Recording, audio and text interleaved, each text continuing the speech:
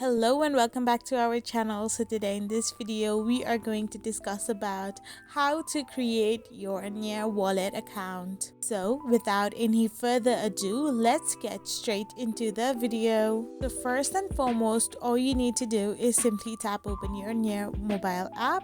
Once you tap it on, simply tap on create wallet and then simply scroll through your information and tap on generate mnemonics. So the mnemonics are the words that you need to keep safe as a private passkey. After you make sure to keep it safe, you need to tap on next and then select the mnemonics order which was given before. So once you do this successfully, you need to now enter your pin code number, and once you have typed in your pin code, now repeat the pin code again. So after you are done doing all this, you will get your access to your new Near mobile crypto wallet account.